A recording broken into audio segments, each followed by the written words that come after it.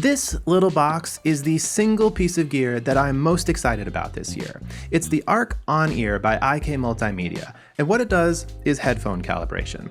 Now, headphone calibration is nothing new. I've been using software for years to calibrate my headphones and recreate different studio spaces and even different speakers. But what makes Arc On-Ear different is that it's not a plugin. The calibration happens in here.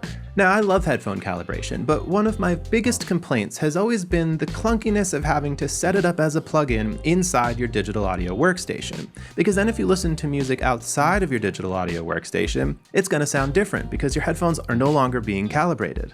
But with the Arc On-Ear, that's no longer an issue. So in this video, I'm going to walk you through some of my favorite features. We'll go through the Arc On-Ear software, and I'll show you what I think is the best way to utilize presets, as well as a customizable function button to get the most out of the device.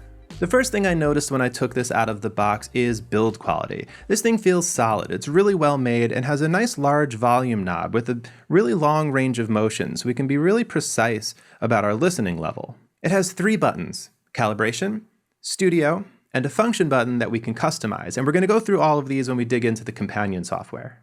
On the back is a power switch, USB-C, and an analog stereo input. And I want to take a minute to talk about connectivity here, because it's actually really flexible. The analog input is exactly what it sounds like. You can connect an analog source with the included stereo 1/8 inch cable, and you're good to go.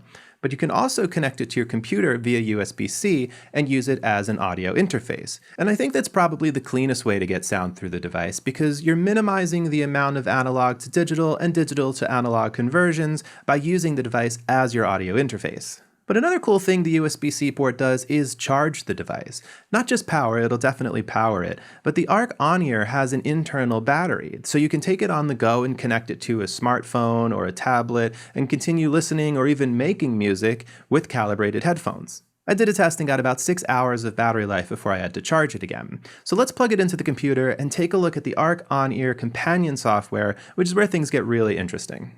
All the way here in the bottom right, we have 5 presets that correspond to the 5 lights here on the side of the device. And if I press and hold the function button and then click the calibration button, we can cycle between the presets on the device without having to pull open the software. And this is especially cool when mixing on the go or when you're not necessarily connected to your computer via USB-C, because you can still change your presets. They're all saved on the device. So let's start with a blank slate. I'm just going to click to this default preset, which doesn't have anything enabled yet. We have to tell it what headphones we're listening through. So we'll click Select Headphone, which pulls open the headphone browser. And we can skim through the different brands here on the left, or you can type your model up here at the top. Now I'm using Sennheiser HD 650s, so I'm going to type 650 and select those headphones and click Close. And now we can see the frequency response of the headphones here in blue, as well as a corrected response in red, which just looks like a flat line, and that's kind of what we want. We want our headphones to be nice and neutral. But we won't be hearing anything yet because the calibration is not turned on. So I'm just going to click that here, and now we can see that we also get a 3-band EQ that we can use to customize what we're hearing. And if you're going to make any changes here, I highly recommend you do so using a reference track that you know really well and be really subtle about it.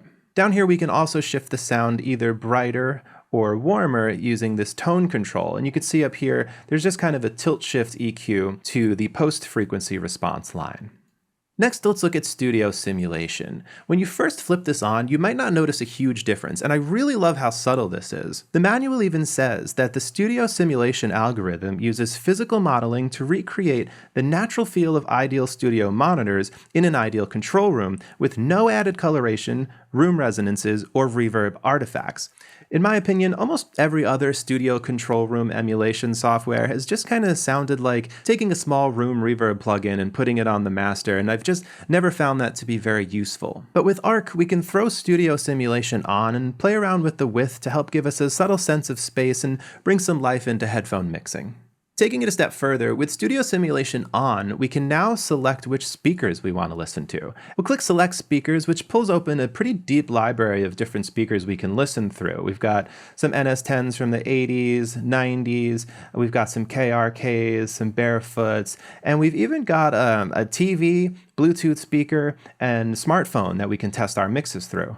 For now, I'm just going to go with these NS10s from the 80s. We'll click Close, And now we can see that the post line has changed significantly. It is showing us the EQ curve that we would get listening through those NS10s. So to recap, we select our headphones, turn on calibration, and now we're listening to a nice flat curve. We can make some adjustments of our own if we want to use the EQ, or some general tone adjustments, either going brighter or warmer, but I'm going to level those back out for now. We can turn on studio simulation and adjust how wide our control room is, and we can emulate virtual speakers that we want to listen through. And at this point, I would consider this preset finished, and I'd give it a name like NS10s. You can probably see that mine here are all named by the headphones I'm listening through and the speakers that I'm emulating.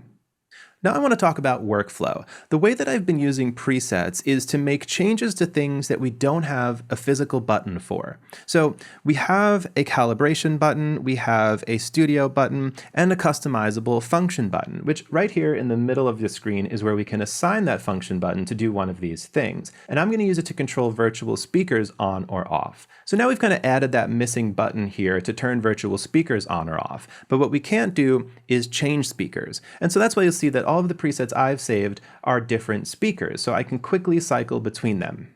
If you remember in the beginning of the video, we talked about these 5 lights along the side of the device, and they correspond to these 5 presets. We can hold function and click the calibration button to cycle between them on the device without opening up the software, which is really cool if you're in the zone. You don't have to switch software out of your DAW if you're mixing. You can just switch presets on the device itself. And you see if I press and hold function and then click the calibration button, it will change the preset in the software as well. But this happens on the device. It's not tethered to the software, and you can cycle between these presets even if the device isn't connected to your computer. So it's important you remember what your different presets are because you won't have the software in front of you to show you the visual, but you can absolutely switch between them without being connected. So in my case, preset 1, I'm listening through some barefoots, and I have a slight bump in the highs and the lows, just 1 dB at 5K and 1 dB at 100 Hz. Preset 2 is NS10s, and I've made a pretty significant notch here, about 5 dB at about 1800 Hz, which just makes it a little less harsh for my ears. Preset 3, I have a Bluetooth speaker with no EQ adjustments. Listening through, it feels a little boomy in the low end, and we can see that here, so we'll have to do some tests and see how it translates, but I think it's a cool option. And preset 4 only utilizes the calibration. There's no studio simulation, no virtual speakers, and I rolled off the highs and the lows so I can focus on the mid-range here. Similar to why we would listen to NS10s, but just feels a little bit smoother to me. So IK Multimedia did send me one of these units to review, and I'm so grateful they did because I think it's super cool, it's accessible, it's portable, and if it's something you're interested in, using the link in the description below does help support me and the channel. As always, I so appreciate you being here and spending some time nerding out about gear with me. Consider subscribing if you aren't already, and I'll see you in the next video.